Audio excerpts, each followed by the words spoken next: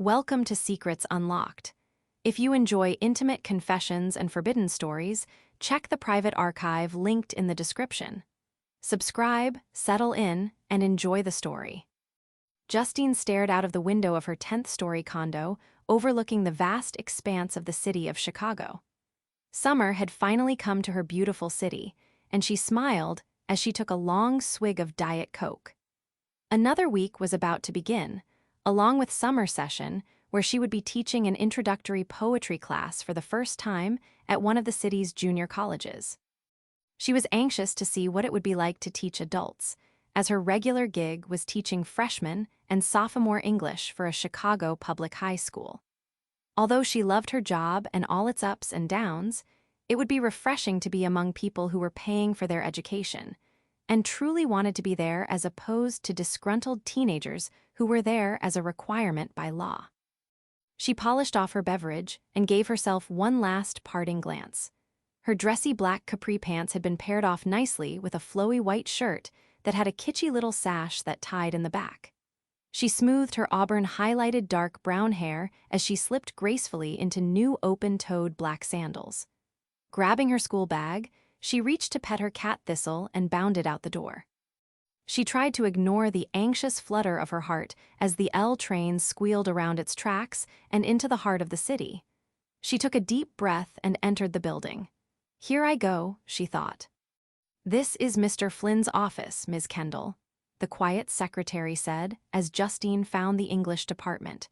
"He should be out of class momentarily, so if you want to go in and wait, I'll let him know to expect you." "Thank you, Diana," Justine replied. "It was really nice of you to show me around."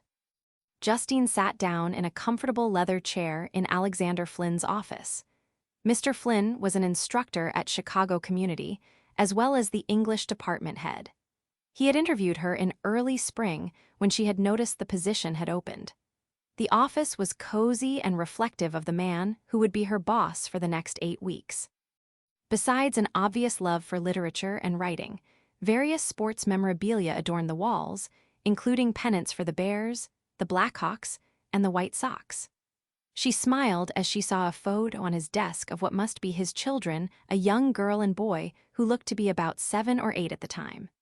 It had been taken outside of U.S. Cellular Field when the White Sox had won the World Series. "Please, tell me you're a South Side fan," a deep voice said to her. "I couldn't bear the thought of having a Cubs fan on board for the summer." Justine laughed and turned, smiling as she stuck her hand out to shake his. "I was just admiring your photo there. Are those your children?" "As a matter of fact, they are, Sam and Piper. They live in Rockford with their mom, and I take them to Sox games as much as I can." He set a stack of papers down on his desk and leaned his hip against the desk. "So, you've never said, Cubs or Sox?" "Well, for what it's worth, I was born and raised on Bears football, but if I had to choose, I'll say Sox." She tucked a strand of hair behind her ear. She hadn't focused on Alex Flynn's appearance during her interview, as she had been too concerned about making a good impression. He had dark hair with slightly graying temples, swarthy skin, and dark eyes. He was in his late 40s, with a tall build and stocky stature, wearing gray khakis and a black polo shirt. "I can live with a Bears fan," he replied, revealing shining white teeth as he smiled. "In any case, welcome on board, Ms. Kendall. I'm always happy to have fresh minds join us for summer session. Who knows? You might like the college arena so well you might give Chicago Public another thought. How long have you been a teacher again? I know you said in your interview, but the time frame escapes me." "I just finished my 7th year of teaching. It's hard to believe," she uttered. "Here I am, 31 years old, and I'm an old pro." "Ah, to be 31 again," he sighed. "In any case, I thought I'd be nice and let you share my office for the necessary demands grading, data entry, office hours for students." He had been attracted to her in their initial interview. He had thought of her often since early March, and on purpose he had decided to let her share his office space. He would be the epitome of professional, cordial, and polite to her. "And if you don't mind my asking, how long have you been teaching?" She was curious to know his age. "I'm 49 years old, Justine. Next year I hit the big 50H. I've been teaching English for 25 years now. My, how time flies." He crossed his hands over his chest and smiled. He liked her hazel eyes and how they twinkled. It was endearing.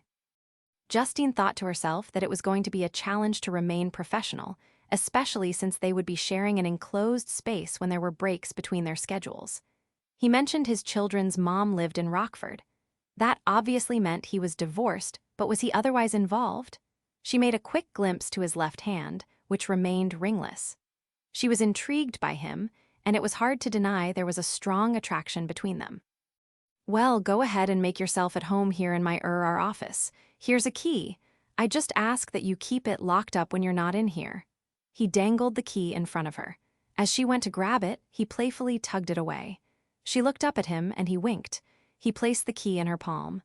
Good luck at your first day with the adults, Ms. Kendall.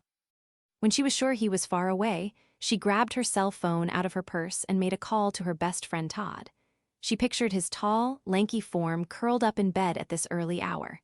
He was a bartender in Boystown and shared a loft there with his partner Braxton. Two gorgeous men who treated her like a princess.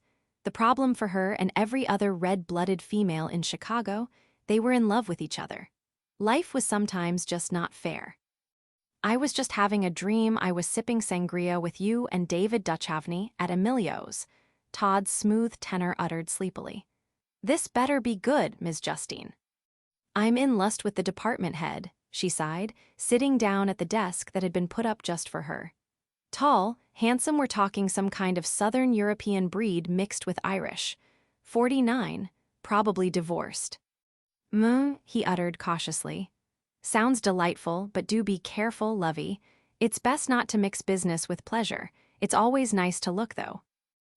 Todd, she sighed with frustration. It's been 4 months since Andy. A girl's gotta get some play, right? I think dear Andy didn't measure up, eh?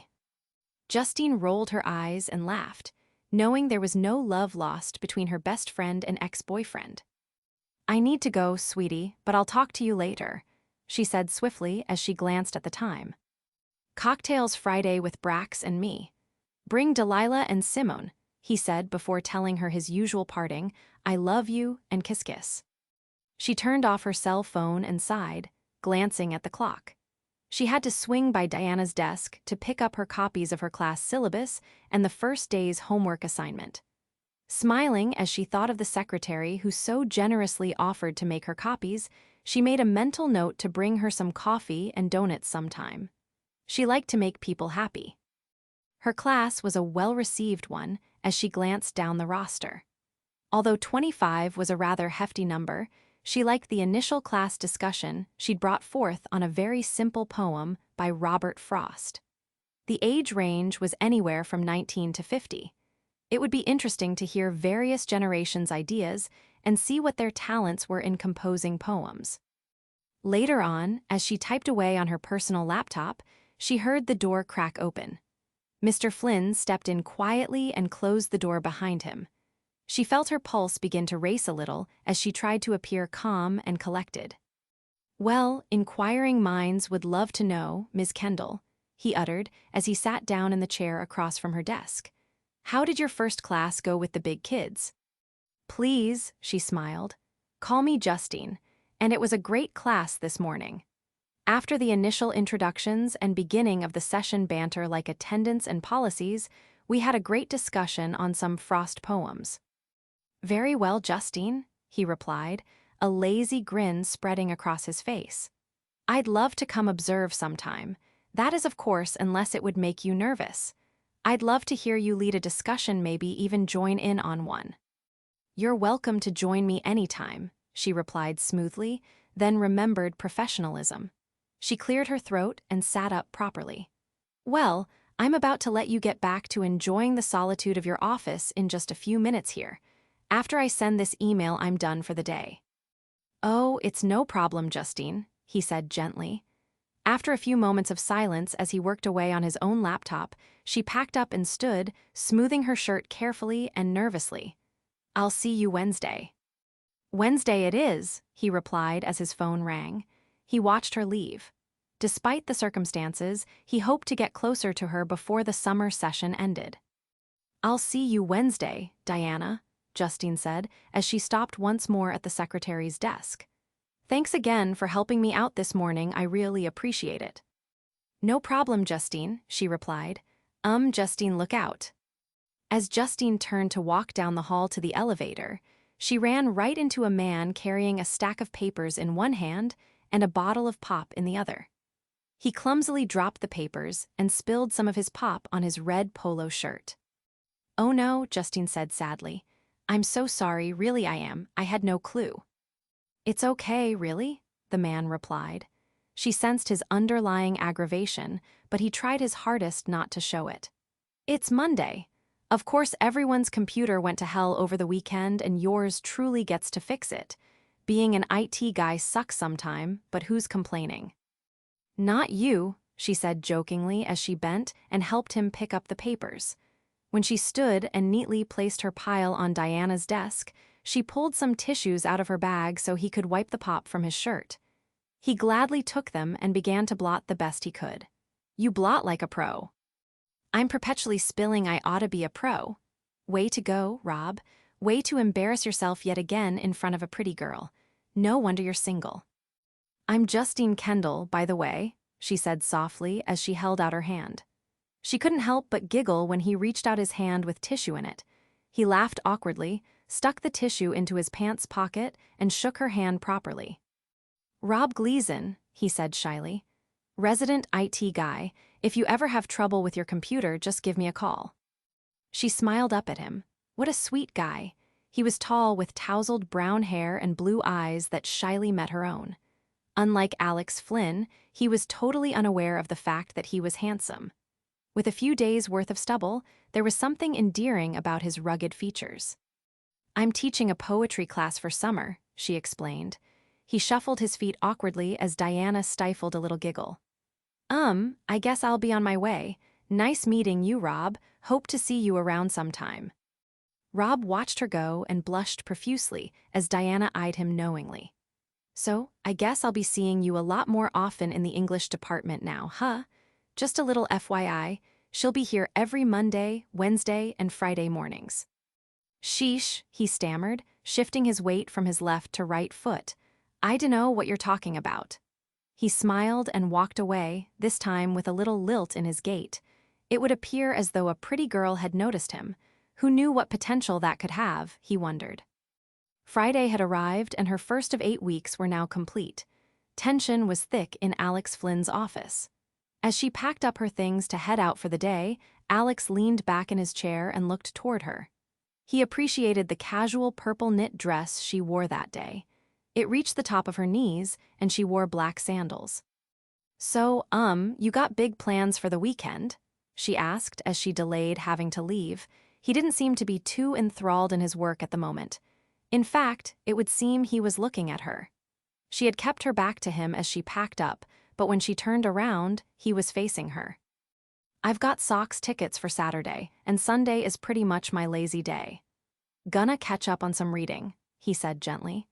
Say, if you're not busy, could I interest you in some lunch?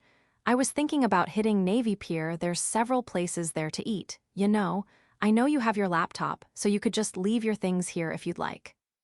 I'd love to join you, she said calmly, but inside her heart was thumping. She grabbed her purse and followed him out the door. To her surprise, Rob stood talking to Diana. She smiled and walked casually up to him as Alex followed behind. Hey, Rob, good to see you again. I'm not going to bump into you this time, I swear it. Oh, I see you've met IT guy extraordinaire? Alex chimed in as he joined the group.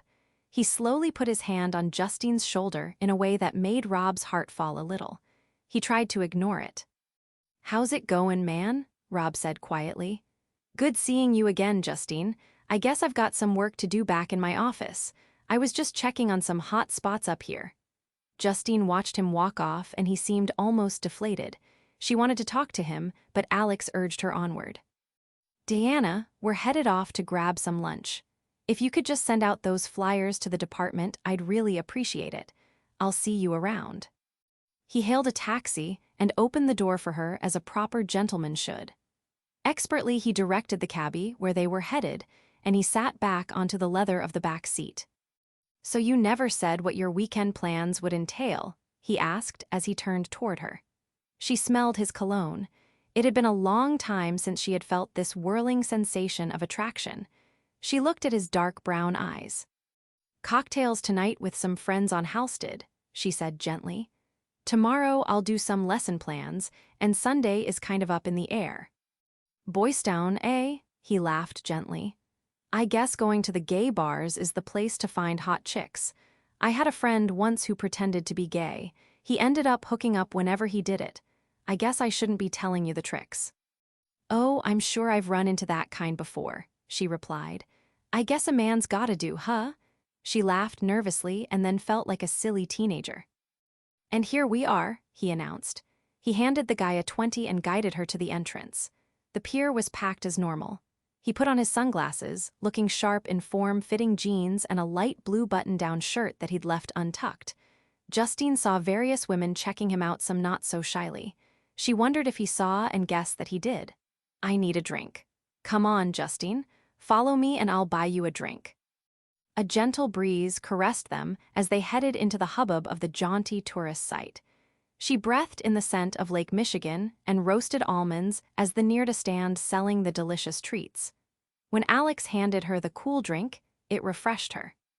"Here's to your first week," he said. She clinked plastic cups with him and smiled. They bantered back and forth about various writers, discussed politics briefly, and pondered if the Bears would do anything good with their upcoming season as they sauntered to the edge of the pier.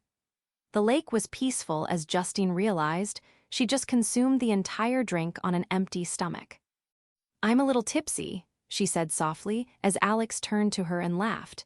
He looked down at her and tugged a lock of hair. "Can I be completely, totally, and utterly honest with you about something, Justine?" he said after a brief silence. He pursed his lips and stepped closer to her. He knew this wasn't smart, but he followed his heart every step of the way. "Always," she replied as her heart pounded. His heart fluttered a little, and he almost hesitated in telling her the truth. He looked down into her sweet face and hazel eyes. He leaned in carefully, moving close enough to whisper against her ear, expressing exactly how much he wanted to be with her. The alcohol gave her a sure-fired confidence, and she looked back at him, completely caught up in the tension of the moment as they stood together on the pier. "I want you," he said. "I've wanted you since I first saw you, Justine. We can go back now, or do you need to get into the office to get your things? We can always go back later. One of the security guys will let us in." "We'll worry about my laptop after," she said. "I'll second that," he said as he brushed her hair back. "Taxi cab now, you don't live far, do you?" "West Loop, 20 minutes tops." During the ride back to his place, the connection between them was undeniable. They sat close together as the taxi driver spoke on his Bluetooth. "I have to take a different route," the cabbie said in his thick accent. "There seems to be an accident on State." "Whatever works, my friend," Alex uttered to the guy. After what seemed like eons, they reached the front of his building where he paid their driver and guided her up to the 5th floor. "I suppose you want a grand tour of my condo, right?" he joked, his arms around her waist. "I'd be more than happy if you'd start the tour in your bedroom, and we'll just stay there for the whole thing." He dropped his keys on the table and led her into the room, where he closed the door and pulled the shades. "Justine, you've intoxicated me with your beauty," he whispered. In the quiet of the bedroom, the boundary between them was completely crossed as they finally gave in to the intense attraction that had been building all week. That evening, the threshold between them was finally crossed, and the unspoken tension that had built up since their very first meeting culminated in an intimate encounter. They completely lost track of time, wrapped up entirely in the reality of each other's presence. He'd given the possibility of this happening quite some thought. On his way from work last night, he'd stopped into the drugstore for protection. Feeling the tension build? Thousands of more private stories are waiting in my exclusive archive. The link is in the channel description. He was so grateful to have thought ahead. "You don't know how badly I've been wanting to do this," he whispered. "Monday morning at 9 a.m. was about the time for me," she replied. "I had no idea the attraction was instant," he replied as he kissed her forehead and cheeks. "I know it was for me. He simply looked down at her and was mesmerized by her beauty. "I have a feeling my new addiction is going to be Justine Kendall," he said. She focused on the bliss of her reality, feeling that making love to him like this was even better than she had dreamed. He had rarely made love like this in the past. He savored the moment, the feel of her, the sight of her, the scent of cologne, and her gentle citrus perfume. It was a scene he wouldn't soon forget. In that moment, the boundary between them completely dissolved. She moved and rested her head on his chest. He closed his eyes and concentrated on the beating of his heart. "For an English teacher, I'm simply lost for words," she said. He laughed gently, then pulled her close to him. "I could really use a nap," she sighed as she stretched. "Mind if I open the window a bit?" He watched her slide out of bed and reach around the curtain to open the window. As he figured, a gentle breeze blew in. "No surprise whatsoever," she mumbled as she latched onto him tighter. "You're very comfy, Alex. It's nap time." He held her closely as she drifted off into slumber. Getting involved may have been a risky choice, but he had zero regrets. The day was young, and he was certain he could convince her to meet him again Sunday night after he'd fulfilled certain obligations. He hoped things wouldn't get too complicated, but he'd worry about it later. Tomorrow perhaps, or even Sunday when reality would take him by the lapels and shake him nice and good, but he tried to push it from his head and heart, so to really focus on his here and now. She awoke long enough to kiss him gently. "I'll return the favor, I promise. Just give me 40 minutes or so," she uttered hazily. She finally felt refreshed and renewed. She felt the awkward time coming as he rose to prepare a shower together. "Look, I'm a no-nonsense kinda gal. I guess it's the teacher in me," she said carefully as she sat on the edge of the bed. "There's also the matter that we work together and share an office. Was this just a one-time type of deal, or are we going to enjoy ourselves again sometime?" His heart skipped a beat and he spoke without even thinking twice. He had brought on this situation himself. He'd worry about the consequences later. For now, he wanted something perfect in his life. He needed an escape. He wanted Justine. "I want to continue this, but it has to be casual. And discreet, Justine. I've never crossed the line with an employee before." He edged over to her and sat down. "I can't get enough of this, and I don't plan on letting it go. Come on, my sexy angel. Let's go shower." The shower lasted at least an hour. Once they were out of the shower, she noticed his tall and muscular form. He was dark-complected, which she later found out was due in part to his Romanian heritage. "Didn't you tell me you had plans this evening up in Boystown?" He glanced at the time and knew he needed to get her out and get going. "I'm sure they'll understand," she replied. "But if they're expecting you, you really shouldn't stand them up," he replied, urging her to do the right thing. He would have been more than content having her around, but it just couldn't happen. Not tonight. "True that," she said as she smoothed her dress and slipped into her sandals. "I suppose we need to get to the office so I can pick up my laptop." The cab ride was a little tense, as she could tell that something was weighing heavily on his mind. She totally understood his need to put the barrier up.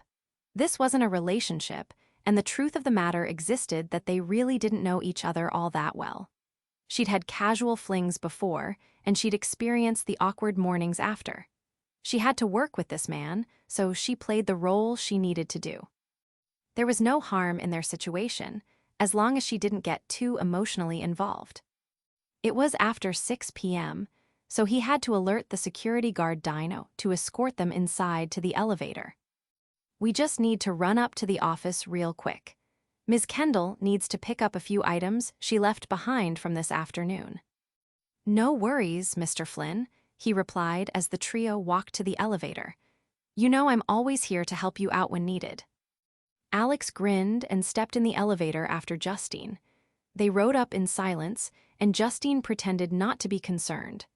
They stepped into the office, and Alex laid his things on the desk, including his cell phone. Justine grabbed her leather bag and sat while Alex punched out a few things on his laptop. "Damn," he uttered.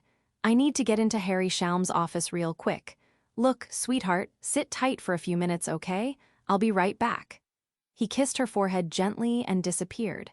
10 seconds later, his text message alert went off. She thought about calling after him, but decided not to. She'd always been an honorable, honest woman.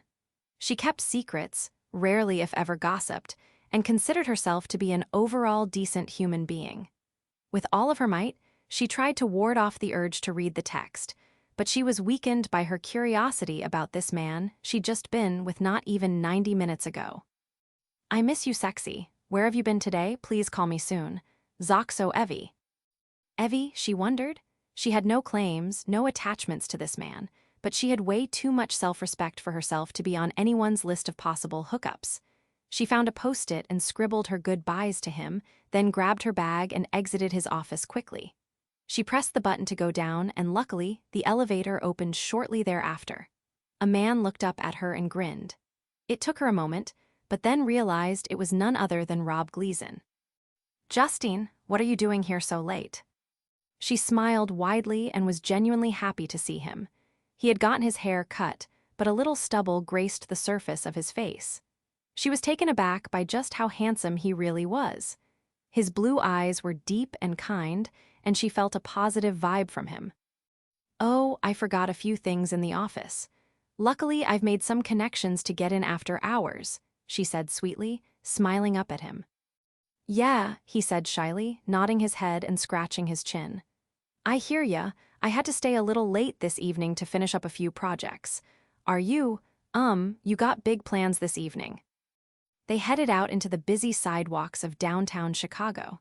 She could hear blues music drifting out from one of the local watering holes, thick with people celebrating the advent of the weekend. She paused in front of the rickety wooden staircase that would lead her up to the L platform that would take her to her cozy condo a little bit south of the downtown area. She loved her sweet little neighborhood in the South Loop. Just meeting up with a few friends for cocktails later, she told him quickly. She really needed to catch the next train, but she hated to be rude to such a sweet guy. She guessed he was maybe 29 or even 30. He had a baby face underneath the stubble, and she could tell he was in good shape under his black khakis and gray polo. Oh, that's cool, he said, nodding. He wanted badly to ask for her number, but he was such a chicken. Give her a little time, he thought, or rather, give me a little time. Gotta find some courage.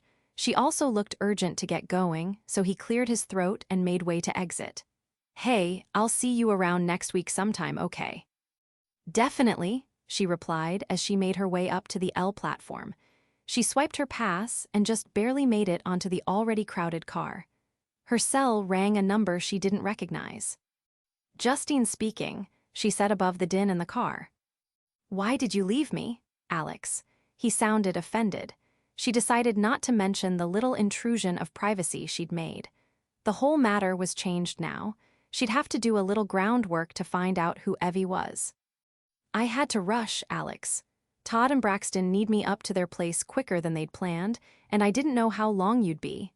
I thought you'd understand. Lucky I had your cell phone number on file, he said, sounding a little dejected. In any case, I won't keep you. Sounds like you're already on the L. How does Sunday night sound? Is 9 too late?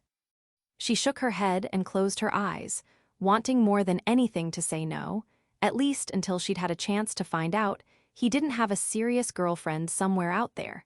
But she just couldn't find it in her to turn him down. 9 it is, she replied in spite of herself. I'll text you periodically tonight and tomorrow, just to let you know how I'll be thinking about you, Justine. God, I can't wait. Until then, she said. She hit end on her phone after he'd said goodbye and gripped onto the bars as the car screeched to a halt. She hoped she wasn't playing with fire. Meanwhile, Alex decided to take the opportunity to clear his mind. He loved walking in the city back to his condo. He knew he was taking a huge risk getting involved with Justine. It was beyond him how he'd lasted as long as he did. He shook his head in disbelief in thinking they'd only been working together 2 previous times before today. The afternoon had been mind-blowing. He'd found new energy, a new spark in his being when he thought of Justine. There was just the sticky matter of Evelyn, Sam and Piper. God, what was he thinking? His phone rang. Evelyn. Hello, sweetheart, how was your day? He said, the saccharine sweetness bulging through in high doses. Sam has a baseball game tonight, and Piper is on her vegetarian kick again, refusing to eat anything I cook. Really, Alex, this whole long-distance marriage thing is getting super old. I'm a pseudo-single mom, for Christ's sake.